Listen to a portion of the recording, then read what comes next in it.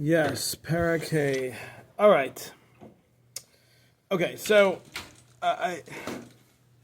the style that we've been doing until now has been that I'm trying to go through the Hebrew and translate, and you guys are trying to follow along in the English.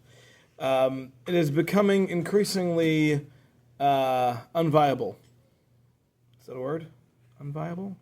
Is that the word? Inviable? I don't know. Yeah, Anyway, not viable because the Hebrew is getting so much more involved in the Kabbalistic aspects that the English has very little to say.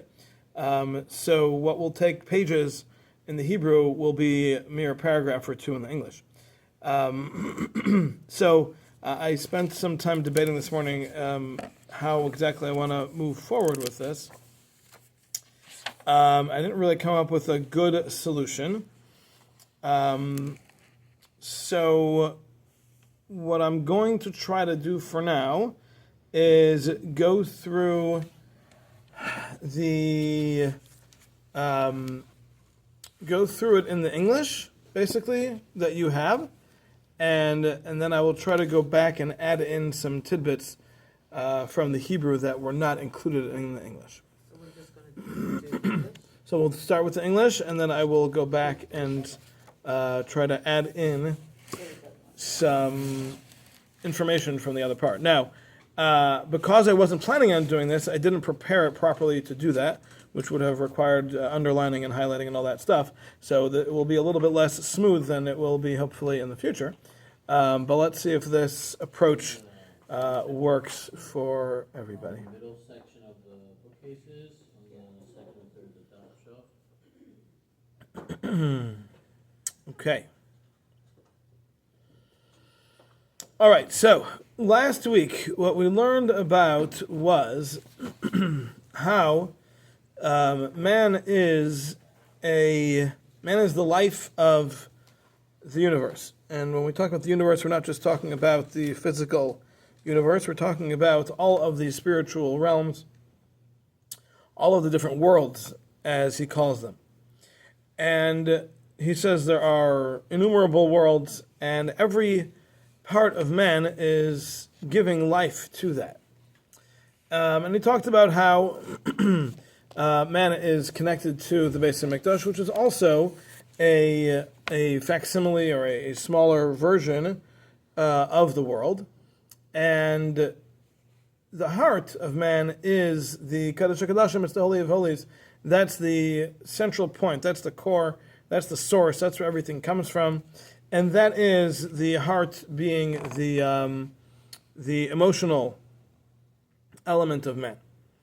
So we said that the emotion that a person lives is the equivalent of having that in the Kadosh HaKadoshim. So we said if a person is thinking or feeling emotionally some negative things, it's like having those negative things in the Beis Hamikdash, in the Holy of Holies itself. If a person is thinking and feeling positive things, then it's as if those things are being brought in the Beis Hamikdash. So, based on all this, he said that the concept is that just as the Beis Hamikdash is the center and all of the sustenance for the universe comes through that, so too man is the sustenance of the worlds, and the actions that man does, the words that man speaks, and the thoughts that man thinks are very much the soul of the existence. So mankind is not simply a part of creation, but mankind is the core of creation, and everything revolves around and depends on man's actions. Okay? That's what we discussed previously. You got that? Okay. So now, so let's go to chapter 5. So again, we're gonna just read it together here in the English. So it says as follows. Regarding God's intention for mortal men to have an impact on the higher worlds, we must consider the following. The Zohar and the writings of the Arizal explain the process of the 10 worlds that form the channel by which God's infinite spiritual light is conveyed to the physical world. So let's take a look at note number 19, even though it's a little bit later. Let's look at footnote number 19 here on page 37. God bestows his spiritual light and life on the world through a series of 10 spiritual worlds, also called the 10 spheros, emanations, spheres, attributes, or vessels, reaching from the divine throne down to the physical universe. Beginning at the highest level, each world bestows the divine light on the world below it, the lower world receiving the flow of spiritual light from the one above it. The divine light flowing down through the sequence of 10 worlds gradually becomes weaker until it reaches its lowest point in the physical world, where the spiritual light is totally obscured. Okay, so that's the system. So the system, which is going to be a very central part of everything that Nefesh Hachaim is going to teach us, is that everything starts from Hashem, and Hashem sends the influence, the light, whatever you want to call it, down through all of these different worlds, which are filters, essentially. They change it, they adapt it, they adjust it, until it gets down to the lowest point, and that's here. The physical existence that we call reality, that is the lowest manifestation of the influence, we can call it, the light of Hashem. Okay? So that is the system that we're describing over here. So back up on top. It's this chain of 10 worlds. A higher world constitutes the soul of the body of the world below it.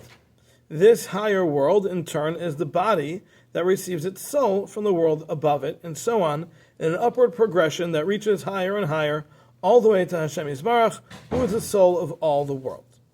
So, the wording of the Zohar and Reb Chaim here has very, very lengthy ways of describing this, and he brings many, many sources through the Zohar and all sorts of other places where he talks about the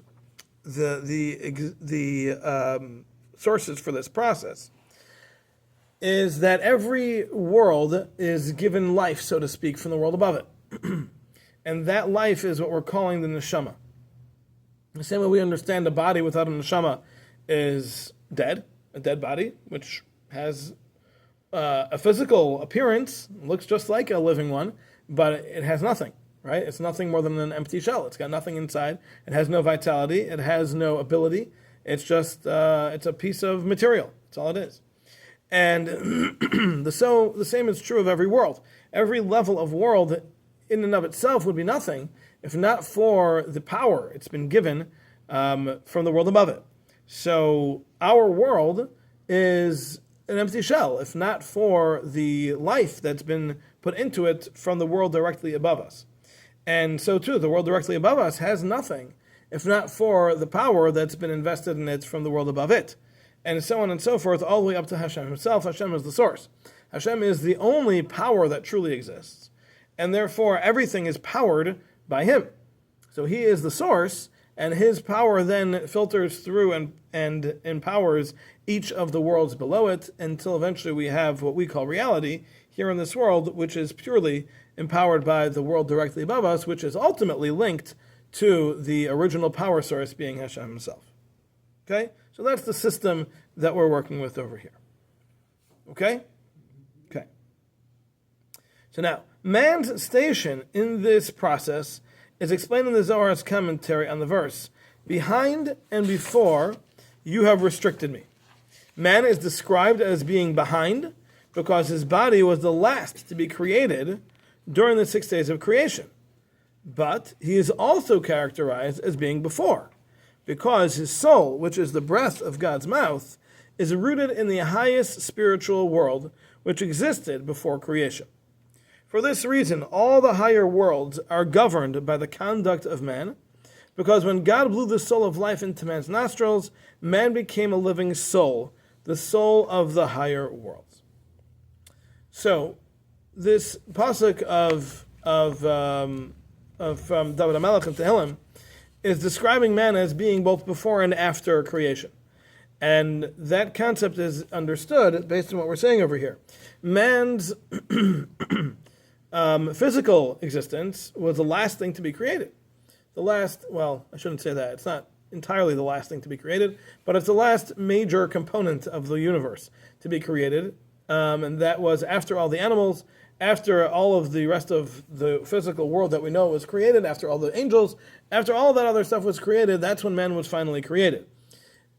But at the same time, man as a man is really nothing. It's just a shell, if not for the neshama.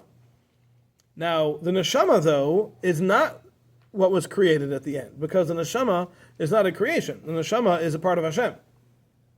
So that was something that what's the word? It predates, yeah, I guess. But predates is not really a good word. It existed before. It existed forever, because the neshama is just part of Hashem. So it was around before creation, before the world existed, before any worlds existed. So man is a combination of two factors. There's the physical and the neshama.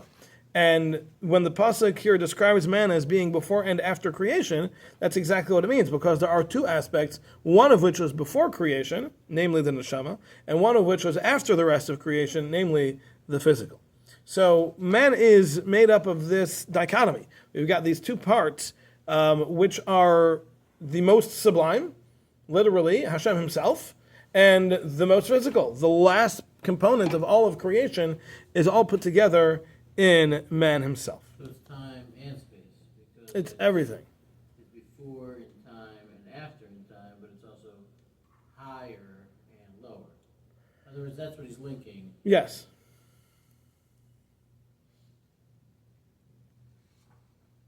Okay. All right. Now, as I said, Reb Chaim here has a lot to say, but we are not going to get into the rest of this. Okay, let me just see if there were any little pieces I wanted to pull out of this. Just a second. This is, like I said, pages long for those couple of paragraphs we just read over here. You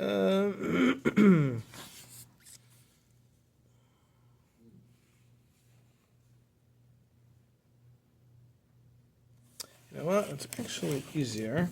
Let's look in here.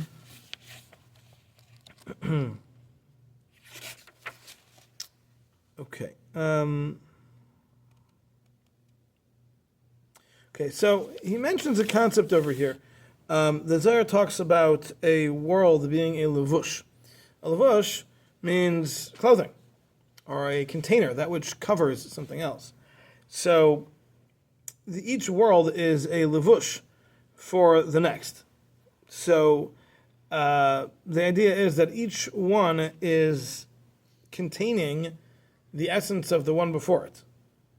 Right? So the essence of world directly below Hashem is infusing its essence into the next world, which is the second down from Hashem. And that's what gives that second world its life. And then that world in turn does the same for the next, and all the way down until we get to where we are here. So that's the concept of the levush is, again, I'm sure it's a very mystical concept, and there's, I'm sure, a lot more to it, but that's the wording that's used. Let's see what else was over here. Okay, so then he gets into, again, which this part is skipped in the English, and I'm just going to touch on it briefly, and that is that the worlds are split into 4 categories. Oifanim and Chayos, which are names of 2 categories of angels. Then Kisei Kvaidai, the throne of Hashem, and then Atzilus, Kodesh Yisbarach, and then Hashem is holiness itself. So what he gets into over here is a very fascinating concept, and that is that the neshama comes from that highest realm. It comes from the Atzilus. And in that sense, mankind is higher than angels, because angels are the bottom 2 levels, and the Kisei Kavod, the throne of glory, is the second to highest, and then Hashem himself is the highest, and the neshama is a product of that first level. So what that means is that the throne itself, that which holds Hashem's glory, so to speak, is one level down from the neshama. And the angels are the two levels that are below that even. So it's a pretty difficult concept, but nevertheless, that's the way it works. The neshama that a person has is sourced even higher than the angels themselves, and really more than anything else in existence. There is nothing on the same level as a neshama. Okay.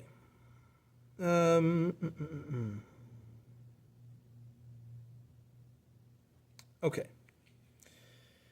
So now he says that because, I'll read this in the Hebrew. Lechein, therefore, the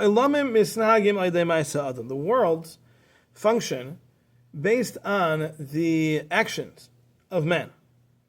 Because when a person does something, it arouses the source of the neshama in the world above it. Nefesh Hachaim, because that is the life force that is here within the person, is coming from its state before that, which was in the world above us. Meaning to say, let's say we'll talk about our world being world number 10, okay? In a certain counting it is. So the neshama that I have within me it's an emanation from the neshama in world 9. And the neshama in world 9 is an emanation of the neshama in world 8, etc., going all the way up to Hashem himself, okay? So by the time it's down here, it's all connected. It's not like there's a separation. It's not like there's a break. It all goes straight. So there's a direct line that my neshama is connected to Hashem himself. Okay? So now, in world number 9, the neshama infused its power into me. So now here I am in world number 10. I have this power which is coming from world number 9. So when I make a decision using, my neshama here in world number 10, it's automatically happening on world number 9 as well. World number 9 has to be affected by what I do because it's all connected. So my neshama down here in world 10 making a decision is affecting the source, which is world number 9, the neshama in world number 9, my counterpart, so to speak, in world number 9, which is my source. Now that is in turn affecting world number 8 in the same way. And then 7, 6, 5, 4, 3, 2, and obviously it can't affect Hashem, but all the worlds up until there are being affected by what I do. Yes? Are all human beings on level 10? Yes. The whole world that we know of this is world number 10. So we each have our own connection? Yes. So 9, 8, all those others we're not no one's like, that's not like your family connection or anything. No, not at all. Every neshama is a life force that is a direct flow from Hashem directly, going through all the worlds. So what are all those other worlds? What are all those other worlds? Those other worlds are spiritual counterparts to this world. But at the same time, it's coming down that way, but then just before you said we're kind of up here. We're source because we're still connected. So my neshama is I don't want to call it a direct line, but it is an emanation direct from Hashem. But then that light passes through all these different filters, is that the but it's still the same light. Is that the Shefa? It's not Shefa. Okay. Shefa is the things that happen around us. It's not my source. My neshama itself, my life force, is a direct light that's shining from Hashem down to here and passing through all these different worlds along the way. But then just like before, you said that other situation you were describing, it's like God, his throne, and the angels, so we're like up here too. Those are just categories of worlds. So an angel, for example, is a created being in world number 8, let's say, or world number 9. But at the same time, like you said, we're higher than the angels. Right, because my neshama down here on world 10 is the source of that is up in world number 1, which is not the same for the existence in world number 9 for an angel. So we have like almost two different kinds of diagrams going on at the same time? Yes. Does that make sense? Yes. Is that correct? Yep. So you're saying one is the world diagram and one is the emanation diagram? No, I would say there's the world and there's the neshama. The neshama is unique in that it is the life force of a human being, and that is a direct light from Hashem, passing through all these different worlds, but it is a direct line. As opposed to an angel which doesn't have a neshama, doesn't have that, doesn't have a direct line to Hashem. It exists completely within world, let's say, number 8. Now, obviously, in order for it to exist, there has to be a shefa that causes it to exist, which has to start in world number 1, right? Hashem sends all of existence, so certainly it does, but it doesn't have a direct line. Hashem sent down an emanation which creates an angel in world number 8. But it's not a direct line. It's in number 8, that's its entirety of its existence, is within 8, which is being powered from 7, 6, 5, 4, 3, 2, and 1. But its existence is limited to 8, as opposed to the neshama is unique in that it transcends all the worlds. And it exists in all the worlds simultaneously. It's a direct light. Okay, so everything that exists certainly has to be sourced in world number 1. It's sourced from Hashem himself. But the direct connection still isn't there. It's only the neshama that it's the actual source that's still here all the way down to world 10. So that's how we affect all worlds. That's how we affect all worlds, because our neshama is traveling through all the worlds. Got it. Which is abbreviated in the phrase chilek Oh, wow. Yeah. a portion of Hashem from above. This is us and the Goyim too? Yeah. Yeah. Now we have a different level of neshama than a guy does. A Jew's neshama is a different. We learned about that in Derech Hashem, that the neshama of a Jew is a categorically different type of neshama, but it's a neshama nonetheless. A guy's neshama is still a neshama. It still works this way as it's being described here. Okay.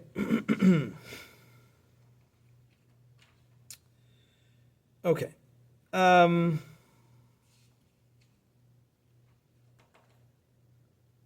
right. So now let's go to chapter 6.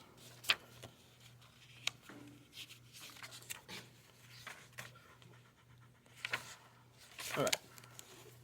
Now chapter 6 is going to be even worse in this regard.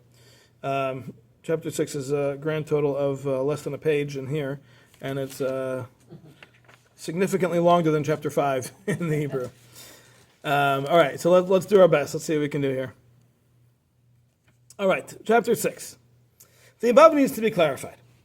It is wrong to think that man is literally the soul of the higher worlds in the sense of the soul inhabiting the human body. Whereas the body instantly carries out the command of its soul, the mind, the higher worlds do not instantly react to a deed, good or bad, performed by man.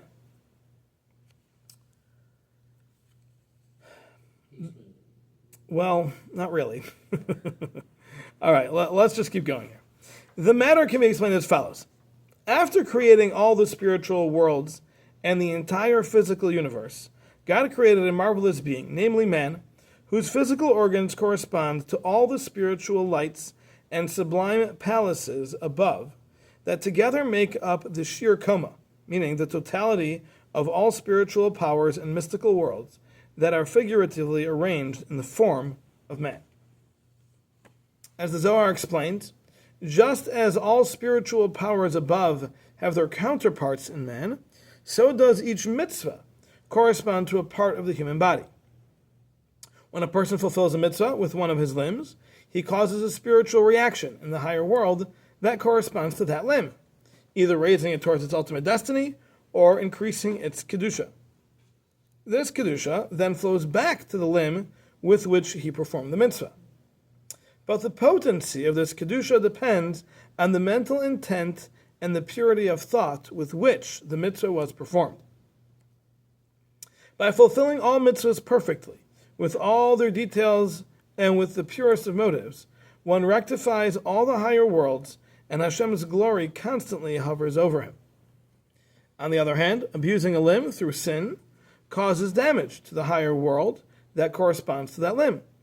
Depending on the gravity of the sin and the status of the corresponding higher world, that world is either totally destroyed, or lowered, or its spiritual light dimmed, or if it is in a very lofty realm, its kedusha is slightly diminished.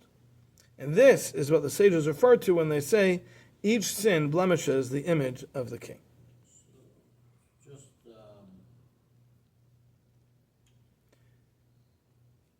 Hold on. Could you hold your question for 1 second? yeah. Let's just read one more paragraph here. Chapter 7. To summarize, man is the soul of a myriad worlds. How is this to be understood? Just as every motion of one's limbs is activated by his soul, so are the destinies of the spiritual worlds, their continuance or destruction, determined by the actions of man in observing or transgressing the mitzvahs. I mean, that we kind of saw earlier. Yeah, but what he's doing here is giving an explanation to something that seemed to be, on the surface, very misleading. If the soul is what makes a person do something, so if my soul wants me to eat, I'm going to eat, so that means that the soul is directly causing something to happen. It's making me do something. It's to say that the man is the soul of all of the realms, all of the worlds. That would mean then that when I do something, it's making the world do something. That's not exactly what's going on, though. He says that can't be. He doesn't explain why that can't be, but he says that can't be. What it means is that the same way when my neshama has me do something, there's a reaction, that there's a consequence to that. If my neshama wants me to eat, I'm going to eat. The same way when I do something, that causes a reaction in the higher worlds. Not that it's going to do something, but that something is going to happen to it. So in that sense, it's different. So if I make a decision, nothing happens to me because of that decision. I do something. But when it comes to my relationship with the world, when I do something, that makes something happen to those worlds. Either they are increased in their holiness, they're decreased in their holiness, they're built, they're destroyed, diminished, or increased, whatever it is. So that's his goal over here. Now, like I said, in the Hebrew, this is pages long. And he goes through all sorts of different ideas and very deep stuff. A lot of it's Kabbalistic. I have no idea what he's talking about. I'll try to pick out a few things that we can look at, but this is the basic concept. The idea is that our relationship with the other worlds is not that we're making them do anything, but we are literally building them and destroying them with our actions. We are increasing their Kedusha or diminishing their Kedusha. We are, we can think of some other fun, fancy words to use, but that's the idea. That's the idea. Your world is governed, not governed, bad word. Your world is affected by your neshama, by the decisions your neshama causes your guf to do, which then goes up to your worlds, and either inspires it in kedusha or vice versa. Does that affect my world? Okay, so you're asking, can my actions affect the other realms that are not connected to me? That's what you're asking. He hasn't gotten into that yet.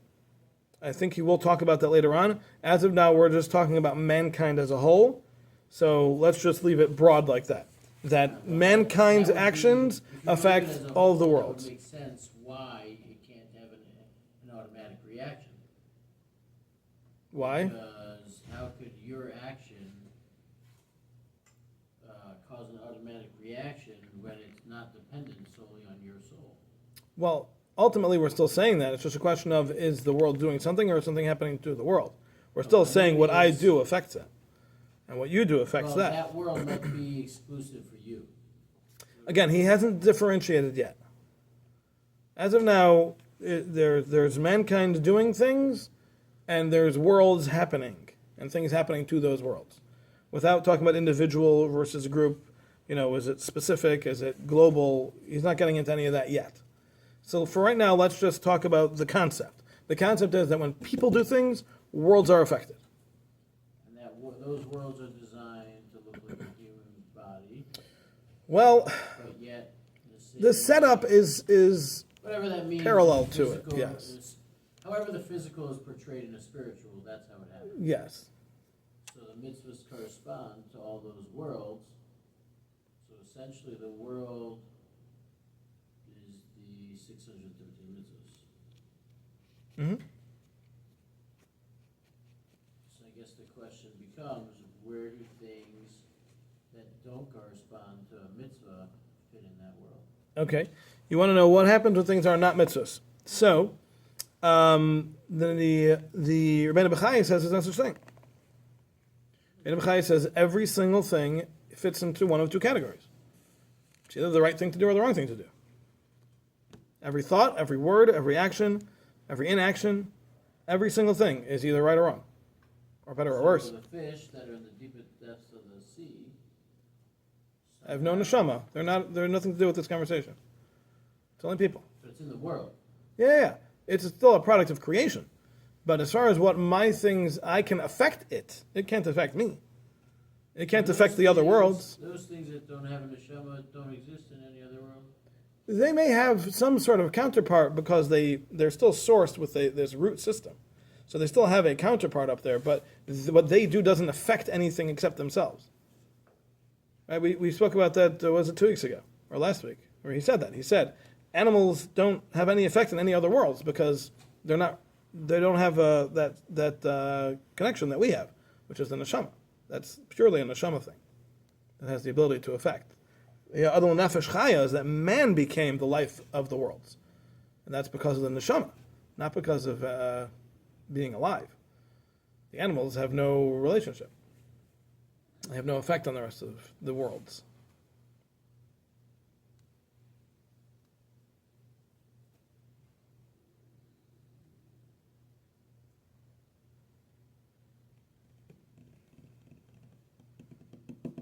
So when you do something, your mind says do something,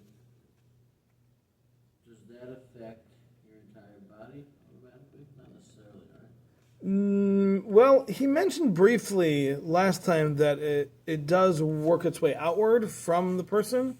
So there may be some effect that it has on the body, but as of now, he hasn't addressed it directly, so I don't want to answer that.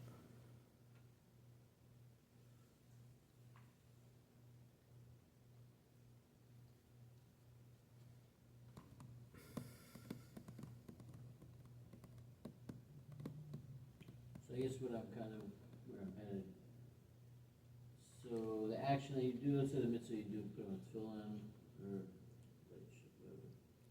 Do the rabbinic mitzvahs, how does that play in also? Yes, rabbinic mitzvahs definitely do Does that- play in, Does that for sure. play into only listening to Rabban? Or is that, whatever, that's a bigger shift. So, lighting candles, whatever it is. Doing an act of chesed, So, okay? act of chesed. So now, does that affect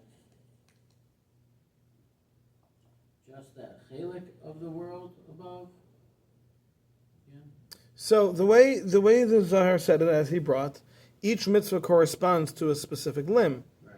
and that limb has its representatives in all the worlds. So each mitzvah is connected to an aspect or an entire world that is representing that aspect. Now there is a concept that all the Torah is connected, so perhaps there is some residual, connection that some sort of collateral, but primarily it's all very organized. How is this connected to the Hebrew letters? How is it connected to the Hebrew letters? That's an entire topic by itself. Whole book's written on it. I'm not well versed, but the letters are what Hashem used to create the world. So the essence of all of this is contained within those letters. I'm just trying to, because those are sort of poor physical descriptions. And I was just trying to understand. The shapes and names of the letters and the numerical values, all these things, they all contain Yeah, but. they all contain all of this. It doesn't connect to what we're doing. Oh, sure it does. No. If there's a mitzvah of chesed, so the letters ches, samach, and daled are absolutely the source of how that works. Right, but it's not in that book is what I'm saying. Oh, I don't know the book. Oh, you read the book? Yeah, Oh, okay. The arts go on? yeah. I can't answer that. I don't know how those things work. But yeah, they do. They definitely Right. do. Yes. Yeah, I mean, Gimel is like Gemilas Hasad, I mean, like, that's all. Right? Yeah. All right. Is this giving everyone enough to think about? Oh, wow. Alrighty. All right, we'll stop here. So moving forward, I'm going to try this approach. We'll see if I can streamline it a little bit, that I can have exactly the parts I want to share with you underlined and prepared ahead of time. And we'll see if we can make some progress that way. Because, like I said, he's literally summarizing 4 pages into 4 paragraphs. And he's purposely skipping out on a lot of things, which is fine. But we just need to be aware that there are some pieces here that I would like to throw in. So, all right, very good. We'll stop here.